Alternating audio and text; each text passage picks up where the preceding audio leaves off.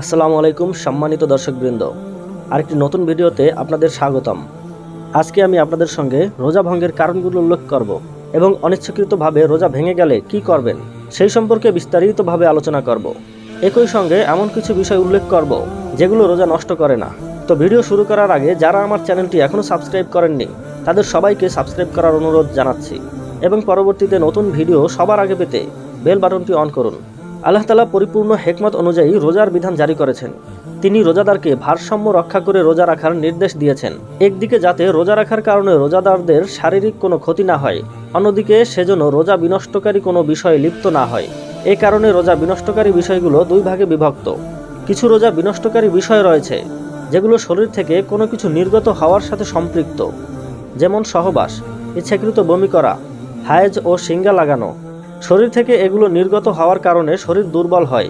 এ কারণে আল্লাহ তাআলা এগুলোকে রোজা ভঙ্গকারী বিষয় হিসেবে নির্ধারণ করেছেন, যাতে করে এগুলো নির্গত হওয়ার দুর্বলতা ও রোজা রাখার দুর্বলতা উভয়টি একত্রিত না হয়।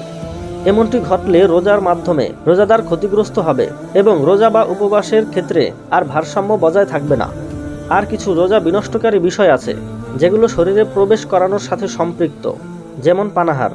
তাই রোজাদার যদি পানাহার করে তাহলে যে উদ্দেশ্যে রোজার বিধান জারি করা হয়েছে সেটা বাস্তবায়িত হবে না। আল্লাহ তাআলা সূরা আল বাকারার 187 নং আয়াতে রোজা বিনষ্টকারী বিষয়ের রাতে তোমাদের জন্য তোমাদের স্ত্রীদের নিকট গমন হালাল করা হয়েছে, তারা তোমাদের জন্য পরিচ্ছদ এবং তোমরা তাদের জন্য পরিচ্ছদ। আল্লাহ জানতেন যে তোমরা নিজেদের সাথে খিয়ানত করছিলে, অতঃপর তিনি তোমাদের তওবা কবুল করেছেন এবং তোমাদেরকে ক্ষমা করেছেন। অতএব এখন তোমরা তাদের সাথে মিলিত হও এবং আল্লাহ তোমাদের জন্য যা লিখে দিয়েছেন তা অনুসন্ধান করো, আর আহার করো ও পানাহার করো যতক্ষণ না ফজরের সাদা রেখা কালো রেখা থেকে স্পষ্ট হয়, অতঃপর রাত পর্যন্ত সিয়াম পূর্ণ করো। আর তোমরা মসজিদে ইতিকাফরত অবস্থায় স্ত্রীদের সাথে মিলিত হয় না, এটা আল্লাহর সীমারেখা, সুতরাং তোমরা তার নিকটবর্তী হয় না। এভাবেই আল্লাহ তার আয়াতসমূহ মানুষের জন্য স্পষ্ট করেন যাতে তারা তাকওয়া অবলম্বন করে। এই আয়াতের মাধ্যমে আল্লাহ তাআলা রোজা নষ্টকারী প্রধান বিষয়গুলো উল্লেখ করেছেন, সেগুলো হচ্ছে পানাহার ও সহবাস। আর রোজা নষ্টকারী অন্য বিষয়গুলো রাসূল সাল্লাল্লাহু আলাইহি ওয়াসাল্লাম তার হাদিসে উল্লেখ করেছেন। রোজা নষ্টকারী বিষয় 7টি, সেগুলো হচ্ছে 1. সহবাস, 2. হস্তমৈথুন, 3. পানাহার, 4. যা কিছু পানাহারের স্থলাভিষিক্ত, 5. শিঙ্গা লাগানো কিংবা এ জাতীয় অন্য কোনো কারণে রক্ত বের করা, 6. ইচ্ছাকৃতভাবে বমি করা, 7.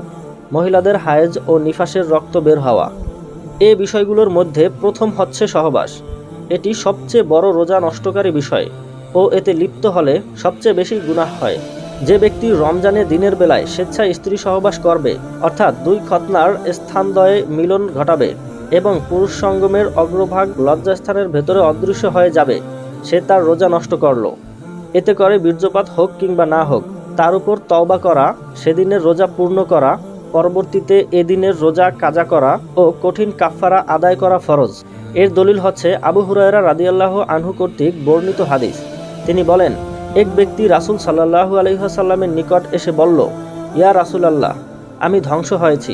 রাসূল সাল্লাল্লাহু আলাইহি ওয়াসাল্লাম বললেন, কিসে তোমাকে ধ্বংস করলো? সে বলল, আমি রমজানে দিনের বেলায় স্ত্রী সহবাস করে ফেলেছি। তিনি বললেন, তুমি কি একটি কৃতদাস আজাদ করতে পারবে? সে বলল, না। তিনি বললেন, তাহলে লাগাতার 2 মাস রোজা রাখতে পারবে? সে বলল, না। তিনি বললেন, তাহলে 7 জন মিসকিনকে খাওয়াতে পারবে? সে বলল, না। হাদিসটি সহিহ বুখারী 1936 ও সহিহ মুসলিমে 1111-তে এসেছে। স্ত্রী সহবাস ছাড়া অন্য কোনো কারণে কাফফারা আদায় করা ওয়াজিব হয় না। দ্বিতীয়ত, হস্তমৈথুন। হস্তমৈথুন বলতে বোঝায় হাত দিয়ে কিংবা অন্য কোনো কিছু দিয়ে বীর্যপাত করানো।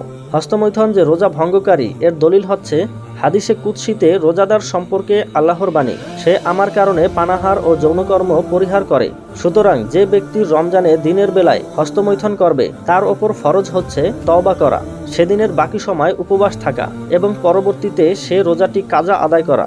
আর যদি এমন হয় হস্তমৈথুন শুরু করেছে বটে কিন্তু বীর্যপাতের আগে সে বিরত হয়েছে, তাহলে আল্লাহর কাছে তওবা করতে হবে, তার রোজা সহিহ।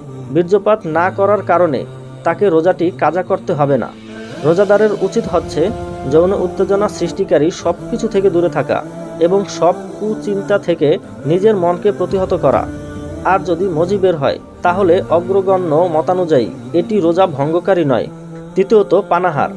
পানাহার বলতে বোঝায় মুখ দিয়ে কোনো কিছু পাকস্থলিতে পৌঁছানো। অনুরূপভাবে নাক দিয়ে কোনো কিছু যদি পাকস্থলিতে পৌঁছানো হয় সেটিও পানাহারের পর্যায়ভুক্ত। এ কারণে রাসূল সাল্লাল্লাহু আলাইহি ওয়াসাল্লাম বলেছেন, তুমি ভালো করে নাকে পানি দাও যদি না তুমি রোজাদার হও। সুনানে তিরমিজি 788। আলবানী সহিহ তিরমিজিতে হাদিসটিকে সহিহ আখ্যায়িত করেছেন।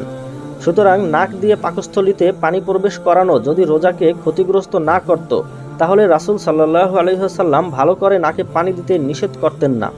চতুর্থ, যা কিছু পানাহারে স্থলাভিষিক্ত। এটি দুইটি বিষয়কে অন্তর্ভুক্ত করে। এক, যদি রোজাদারের শরীরে রক্ত পুশ করা হয়, যেমন আহত হয়ে রক্তক্ষরণের কারণে কারো শরীরে যদি রক্ত পুশ করা হয় তাহলে সে ব্যক্তির রোজা ভেঙে যাবে, যেহেতু পানাহারের উদ্দেশ্য হচ্ছে রক্ত তৈরি। 2, খাদ্যের বিকল্প হিসেবে ইনজেকশন পুশ করা, কারণ এমন ইনজেকশন নিলে পানাহারের প্রয়োজন হয় না। তবে যেসব ইনজেকশন পানাহারের স্থলাভিষিক্ত নয় বরং চিকিৎসার জন্য দেওয়া হয়, উদাহরণত ইনসুলিন, পেনিসিলিন কিংবা শরীর চাঙ্গা করার জন্য দেওয়া হয় কিংবা টিকা হিসেবে দেওয়া হয়, এগুলো রোজা ভঙ্গ করবে না। চাই এসব ইনজেকশন মাংসপেশিতে দেওয়া হোক কিংবা শিরাতে দেওয়া হোক, তবে সাধারণত স্বরূপ এসব ইনজেকশন রাতে নেওয়া যেতে পারে। কিডনি ডায়ালাইসিস এর ক্ষেত্রে রোগীর শরীর থেকে রক্ত বের করে সে রক্ত পরিশোধন করে কিছু কেমিক্যাল ও খাদ্য উপাদান যোগ করে, যেমন সুগার ও লবণ ইত্যাদি। সে রক্ত পুনরায় শরীরে পুশ করা হয়, এতে করে রোজা ভেঙে যাবে। পঞ্চম, সিঙ্গা লাগানোর মাধ্যমে রক্ত বের করা। দলিল হচ্ছে রাসূল সাল্লাল্লাহু আলাইহি ওয়াসাল্লামের বাণী, যে ব্যক্তি সিঙ্গা লাগায় ও যার সিঙ্গা লাগানো হয় উভয়ের রোজা ভেঙে যাবে। মুসনানে আবু দাউদ 2367। আলবানী সহিহ আবু দাউদ গ্রন্থে 2074 হাদিসটিকে সহিহ বলেছেন। রক্ত দেওয়া সিঙ্গা লাগানোর পর্যায়ভুক্ত, কারণ রক্ত দেওয়ার ফলে শরীরের উপর সিঙ্গা লাগানোর মতো প্রভাব পড়ে, তাই রোজাদারের জন্য রক্ত দেওয়া জায়েজ নেই। তবে যদি অনন্য উপায়ে কোনো রোগীকে রক্ত দেওয়া লাগে তাহলে রক্ত দেওয়া জায়েজ হবে। রক্ত দানকারীর রোজা ভেঙে যাবে এবং সেদিনের রোজা কাজা হবে। তবে কোনো ওলামায়ে কেরাম এভাবে ব্যাখ্যা করেছেন যে যদি রোগীর অবস্থা গুরুতর হয়, এমতাবস্থায় রক্ত না দিলে রোগী মারা যেতে পারে, সেক্ষেত্রে রক্ত দিতে পারে। এক্ষেত্রে রক্তদানকারীর রোজা ভঙ্গ হবে না। কোনো কারণে যে ব্যক্তি রক্তক্ষরণ হচ্ছে তার রোজা ভাঙবে না, কারণ রক্তক্ষরণ তার ইচ্ছাকৃত ছিল না। অনিচ্ছাকৃতভাবে রক্তক্ষরণ হলে রোজা ভাঙবে না। আর দাঁত তোলা, ক্ষতস্থান ড্রেসিং করা কিংবা রক্ত পরীক্ষা করা ইত্যাদি কারণে রোজা ভাঙবে না, কারণ এগুলো সিঙ্গা লাগানোর পর্যায়ভুক্ত নয়, কারণ এগুলো দেহের উপর সিঙ্গা লাগানোর মতো প্রভাব ফেলে না। ষষ্ঠ, ইচ্ছাকৃতভাবে বমি করা। দলিল হচ্ছে যে ব্যক্তির অনিচ্ছাকৃতভাবে বমি এসে যায় তাকে উক্ত রোজার কাজা আদায় করতে হবে, কিন্তু যে ব্যক্তি স্বেচ্ছায় বমি করলো তাকে সে রোজা কাজা আদায় করতে হবে। সুনানে তিরমিজি 720। ইবনে মুনজির বলেন, যে ব্যক্তি ইচ্ছাকৃত বমি করেছে আলেমদের ঐক্যবদ্ধ অভিমত হচ্ছে তার রোজা ভেঙে গেছে। যে ব্যক্তি মুখের ভেতর হাত দিয়ে কিংবা পেট কচলিয়ে ইচ্ছাকৃতভাবে বমি করেছে কিংবা ইচ্ছাকৃতভাবে এমন কিছু শুকেছে কিংবা বারবার দেখেছে এক পর্যায়ে তার বমি এসে গেছে, তাকেও রোজা কাজা করতে হবে। তবে যদি কারো পেট ফেঁপে থাকে তার জন্য বমি আটকে রাখা বাধ্যতামূলক নয়, কারণ এতে করে তার স্বাস্থ্যের ক্ষতি হবে। সপ্তম, হায়েজ ও নিফাসের রক্ত নির্গত হওয়া। রাসূল সাল্লাল্লাহু আলাইহি ওয়াসাল্লাম বলেছেন, যখন মহিলাদের হায়েজ হয় তখন কি তারা নামাজ ও রোজা ত্যাগ করে না? সহিহ বুখারী 304। তাই কোনো নারীর হায়েজ কিংবা নিফাসের রক্ত নির্গত হওয়া শুরু হলে তার রোজা ভেঙে যাবে, এমনকি সেটা সূর্যাস্তের সামান্য কিছু সময় পূর্বে হলেও। আর কোনো নারী যদি অনুভব করে যে তার হায়েজ শুরু হতে যাচ্ছে কিন্তু সূর্যাস্তের আগে পর্যন্ত রক্ত বের হয়নি, তাহলে তার রোজা শুদ্ধ হবে এবং সেদিনের রোজা তাকে কাজা করতে হবে না।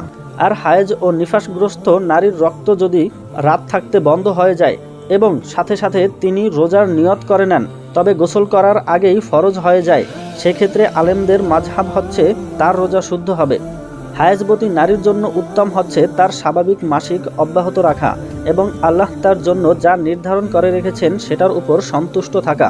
হায়েজ রোধকারী কোনো কিছু ব্যবহার না করাই উত্তম, বরং আল্লাহ তার থেকে যেভাবে গ্রহণ করেন সেটা মেনে নেওয়া, অর্থাৎ হায়েজ এর সময় রোজা ভাঙা এবং পরবর্তীতে সে রোজা কাজে পালন করা।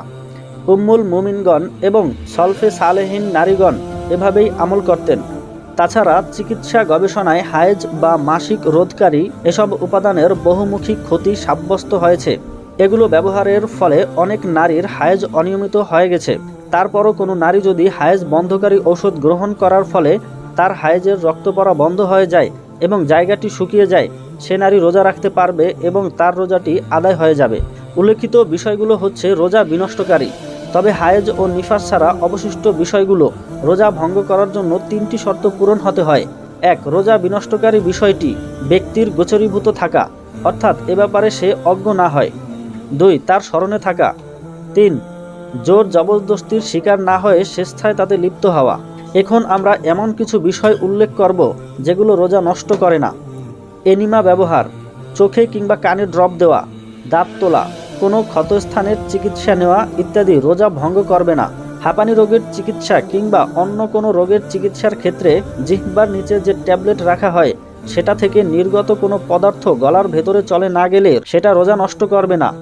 মেডিকেল টেস্টের জন্য যোনিপথে যা কিছু ঢুকানো হয়, যেমন সাপোজিটর, লোশন, কল্পোস্কোপ, হাতের আঙুল ইত্যাদি, স্পেকুলাম বা আইইউডি বা এ জাতীয় কোনো মেডিকেল যন্ত্রপাতি জরায়ুর ভেতরে প্রবেশ করালে, নারী বা পুরুষের মূত্রনালী দিয়ে যা কিছু প্রবেশ করানো হয়, যেমন ক্যাথিটার, সিস্টোস্কোপ, এক্স-রে এর ক্ষেত্রে ব্যবহৃত রঞ্জক পদার্থ, ঔষধ, মূত্রনালী পরিষ্কার করার জন্য প্রবেশকৃত দ্রবণ, দাঁতের রুট ক্যানেল করা, দাঁত ফেলা, মেসওয়াক দিয়ে কিংবা ব্রাশ দিয়ে দাঁত পরিষ্কার করা, যদি ব্যক্তি কোনো কিছু গলায় চলে গেলে সেগুলো গিলে না ফেলে, গড়গড়া কুলি ও চিকিৎসার জন্য মুখে ব্যবহৃত স্প্রে, যদি কোনো কিছু গলায় চলে আসলেও ব্যক্তি সেটা গিলে না ফেলে, অক্সিজেন, অ্যানেস্থেসিয়ার জন্য ব্যবহৃত গ্যাস রোজা ভঙ্গ করবে না, যদি না রোগীকে এর সাথে কোনো খাদ্য দ্রবণ দেওয়া হয়, চামড়া দিয়ে শরীরে যা কিছু প্রবেশ করে, যেমন তেল, মলম, মেডিসিন ও কেমিক্যাল সম্বলিত ডাক্তারি প্লাস্টার, ডায়াগনস্টিক ছবি তোলা কিংবা চিকিৎসার উদ্দেশ্যে হৃৎপিণ্ডের ধমনীতে কিংবা শরীরের অন্য কোনো অঙ্গের শিরাতে ছোট একটি টিউব প্রবেশ করানোতে রোজা ভঙ্গ হবে না। নাড়িভুঁড়ি পরীক্ষা করার জন্য কিংবা অন্য কোনো সার্জিক্যাল অপারেশনের জন্য পেটের ভেতরে একটি মেডিকেল স্কোপ প্রবেশ করালেও রোজা ভাঙবে না। কলিজা কিংবা অন্য কোনো অঙ্গের নমুনাস্বরূপ কিছু অংশ সংগ্রহ করলেও রোজা ভাঙবে না, যদি এক্ষেত্রে কোনো দ্রবণ গ্রহণ করতে না হয়। গ্যাস্ট্রোস্কোপ যদি পাকস্থলীতে ঢুকানো হয় তাতে রোজা ভঙ্গ হবে না, যদি না সাথে কোনো দ্রবণ ঢুকানো না হয়। চিকিৎসার স্বার্থে মস্তিষ্কে কিংবা স্পাইনাল কর্ডে কোনো চিকিৎসা যন্ত্র কিংবা কোনো ধরনের পদার্থ ঢুকানো হলে রোজা ভঙ্গ হবে না। সবাইকে ধন্যবাদ এতক্ষণ আমাদের সাথে থাকার জন্য। ভিডিওটি ভালো লাগলে অন্যদের সাথে শেয়ার করতে পারেন। আসসালামু আলাইকুম।